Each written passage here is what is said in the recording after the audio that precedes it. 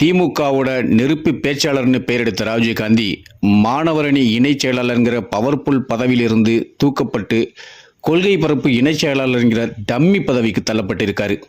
என்னப்பா ஆச்சுன்னு விசாரிச்சா வெளியே வர்ற தகவல்கள் எல்லாமே தலை சுத்துற ரகம். இந்த விவகாரத்தில் ரொம்பவே ஷாக்கிங்கான விஷயம் என்னன்னா, திமுக மாணவரணியைச் சேர்ந்த சுமார் 35 பெண்கள் ராஜீவ்காந்தி மேல பாலியல் ரீதியான புகார்களை தலைமைக்கு அனுப்பியிருக்காங்களாம். ராத்திரி நேரத்தில் இன்ஸ்டாகிராம், வாட்ஸ்அப், ஃபேஸ்புக்னு விடாமல் ஆபாச மெசேஜ்களை தட்டிவிட்டதா சொல்லப்படுது.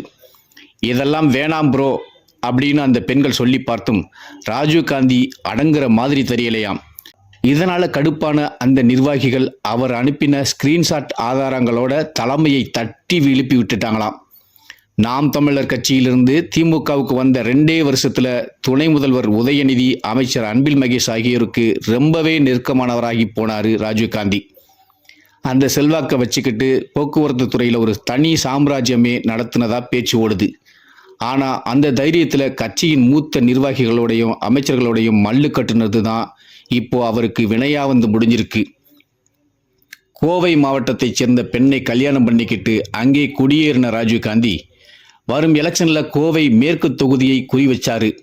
அங்கே மண்டல பொறுப்பாளராக இருக்கிற செந்தில் பாலாஜி கிட்ட எனக்கு சீட் தலைமையிலிருந்து கன்ஃபார்ம் ஆகிடும்னு பந்தாவா பேசியிருக்காரு. இது மட்டும் இல்லாமல் சில டெண்டர் விவகாரங்களில் தலையிட்டு அமைச்சர்களுக்கே டார்ச்சர் கொடுத்ததா சொல்லப்படுது. இதையெல்லாம் கவனித்த செந்தில் பாலாஜியும் மற்ற அமைச்சர்களும் முதல்வர் காதில் விஷயத்தை போட்டுட்டாங்க. இவன் ரொம்ப ஓவரா போறான், உடனே ஆக்ஷன் எடுங்கன்னு ரிப்போர்ட் போனதில் ராஜீவ்காந்தி ஆஃப் ஆயிட்டாரு. இன்னொரு பக்கம் ராஜீவ்காந்தியோட வீக்னஸ்கள் எல்லாம் நோட்டம் பார்த்த பாஜக அவர்கிட்ட இருக்கிற ஆதாரங்களை வச்சு பெரிய லெவலில் அட்டாக் பிளான் பண்ண யோசிச்சிருக்காங்க.